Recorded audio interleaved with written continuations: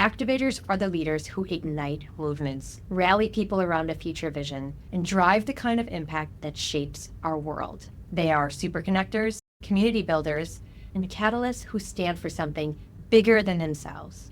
In this series, I'm spotlighting these uniquely impactful leaders to extract their insights and inspire others to follow a similar mission-driven approach.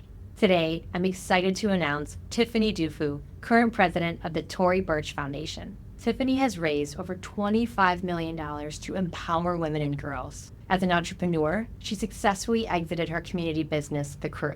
Tiffany is also an author, keynote speaker, and an activator who blends community building with challenging cultural norms. She works tirelessly to elevate other women into positions of power while continually paying forward the investment others have made in her. Throughout our interview, Tiffany shares countless pearls of wisdom. She also exudes one of the warmest, most peaceful, and confident demeanors I've had the privilege of engaging with. I know you'll find this interview highly insightful and inspiring. Tiffany, you've built an extraordinary career leading movements, building communities, and aligning others around a compelling vision for a better future.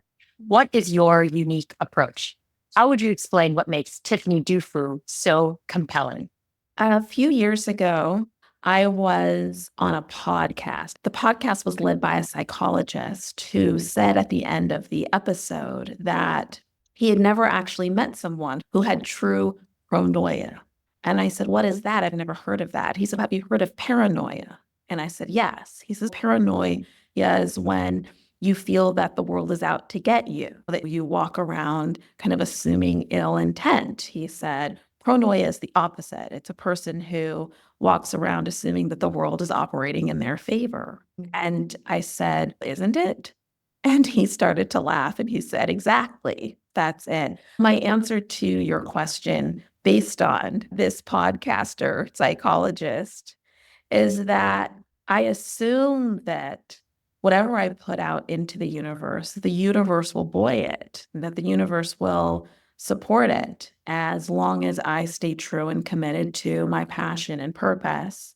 And there's a sense of indebtedness I feel to every single person who's said yes to my request, who has given me an opportunity. I want to make sure that the world gets a return on the investment that they made in me. I think that's what drives me, and I would say it's a big reason why Tiffany's compelling.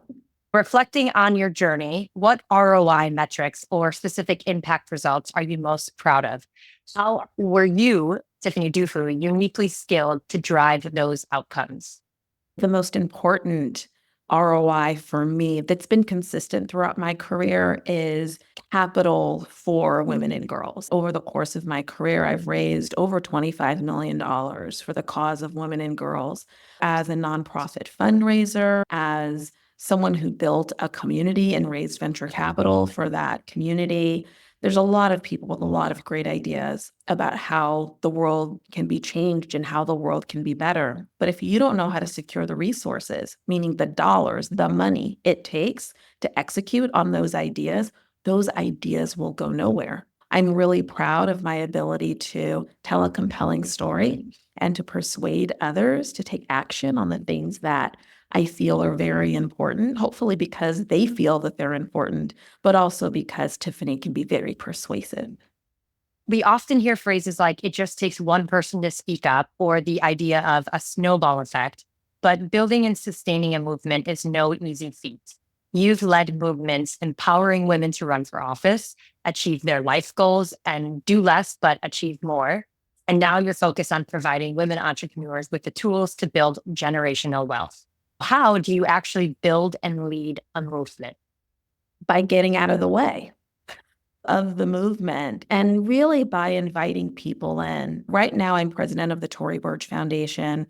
We empower women entrepreneurs through community, through capital, through education. It's very clear to me that pillar around community is key, and it's important for a woman entrepreneur. And I empathize with that, particularly as a founder myself, as an entrepreneur. And part of the reason why community is so important is because when you're a founder, and you know this, Nicole, because you're an entrepreneur, you never know what you're going to need at any period in time. One moment you need help with the acquisition funnel, another moment you need help closing a deal, another moment you need help dealing with a talent crisis.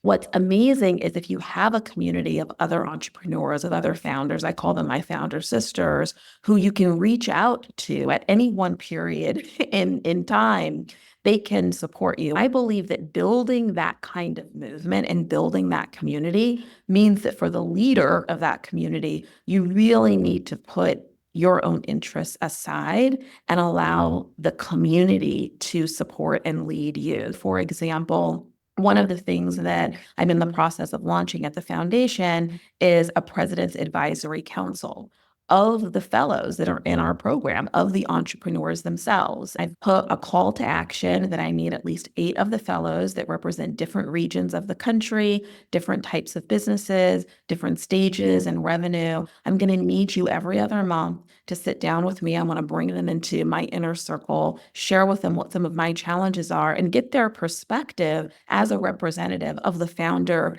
community that we have about how I should move forward as a leader. To me, that's how you build community. That's how you build a movement, is you assume that you're not the expert and you really rely on the community members themselves to point you in the right direction.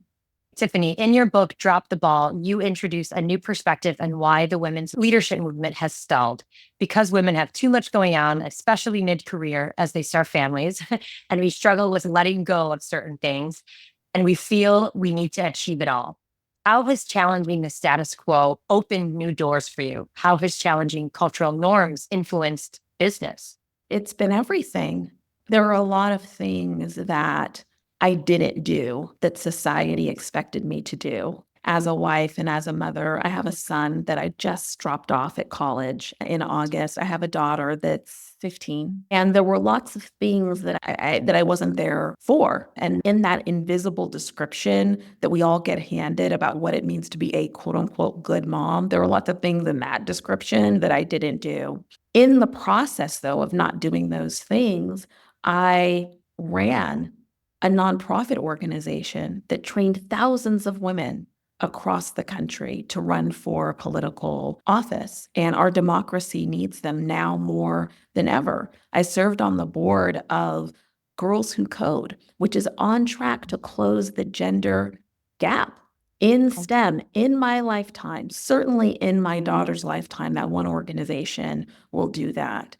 I've raised millions of dollars for women's causes. I've started a company that matches women in accountability circles to help them meet their life goals. And those women did everything from get new jobs to save money for their retirements, to have the relationships and the lives that really mattered to them, all because I freed myself and I focused on how I could leverage my gifts and talents and skills and abilities in the public world in order to really impact women. There are always gives and takes and pushes and pulls. But at the end of the day, there's no way that I would have been able to create the impact that I've been able to create in the world and for women, which I care deeply about, if I had not declined to do the drop off or make the lunch or show up every once in a while. My kids are the ultimate judge of how that turned out. But I think they both tell you that they're pretty proud of me. A key trait of successful activators like you is their multidisciplinary experience and nonlinear career path. You've worked in government, scaled your own community business, which you eventually exited. Now you're leading the nonprofit Tory Burch Foundation. How have your diverse experiences made you uniquely capable as a leader and impact driver? And why should organizations hire leaders with backgrounds like yours? It's given me humility, which I believe is a fundamental key trait of leadership. It's cultivated humility in me because every time I'm trying to build something that I've never built before, do something that I've never done before, I have to learn all over again. And I'm reminded that I may not have the exact skills or capabilities that's required, but that I can learn them Or even better, I can get access to the people who have them that could really help to build it. It happens every time. I started a tech company. I have 2 English degrees. I can't write 1 line of code. So there was a huge learning curve there. The people who are the activators, the innovators, are the people who are able to recognize a challenge or a problem and who have a unique insight into the solution. If you have that, and you're also someone who's just relentless about solving problems for a group of people that you really care about, I think that that's it. Success is not about having the answers. It's about knowing where to get the answers. I'm very good at that.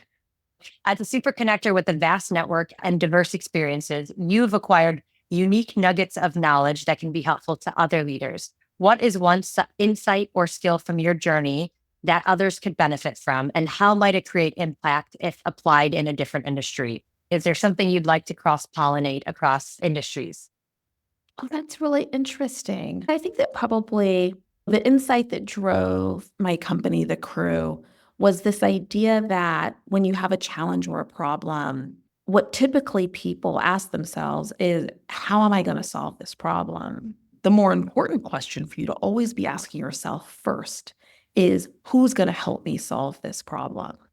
I think that that's applicable across any industry and any context, and really speaks to what I was saying previously about not having all of the answers and not necessarily being the expert. I think it's those of us who can recognize, I'm a little bit out of my league here. Let me figure out who is in the league, and having enough story capability and passion and vision for what it is that you're doing that you can invite others into your world to help support you. But our leadership journey, our personal journeys, they're not solo endeavors, they're team sports. So recognizing that you're the coach of a team and you've got to recruit your team in order to execute and really create change in the world, I think is important regardless of what you're trying to do. What current project or initiative would you love to see amplified? This is our way to show love to something that you care about. So there's an organization that was just launched by Reshma Saujani. It's called Moms First. I really believe that she is on the cusp of organizing the most influential demographic I think that there is in the country and around the world, which is mothers. Outside of a few key issues, whether it was drunk driving, we really haven't organized moms, though we all have this very common experience of trying to figure out the confluence between our livelihoods and caregiving. I think that movement is going to be very important, in part because I think it can cross boundaries. It doesn't matter if I'm a Democratic mom or if I'm a Republican mom. I still have to figure out how to get out of the house at the right time with everyone with the right lunch and the right backpack. There's something about mobilizing moms that I think, and Reshma, she'll pull it off, I really think can impact the world. Thank you so much, Tiffany. This was an incredible interview. So many insights, and I'm excited to be able to share them. Thank you for having me. Tiffany Dufu's effectiveness and popularity stems from her deep understanding of the power of community. She not only leverages community for her own growth and support, she creates communities to foster other people's development. Something I deeply admire and hope to see in more leaders is Tiffany's humility and sense of responsibility to provide value and deliver real results. As she succinctly pointed out, true leadership often means stepping back to empower others to lead the way. Tiffany recognizes that her role is to create spaces and opportunities for people to shine, grow, and lead. This approach has fueled her success, amplified her impacts, and enabled her to equip and inspire a new generation of leaders. Tiffany's journey exemplifies the power of community-driven leadership and the ripple effect it can have on our society. Her work continues to break barriers, challenge norms, and pave the way for a brighter future for women and girls.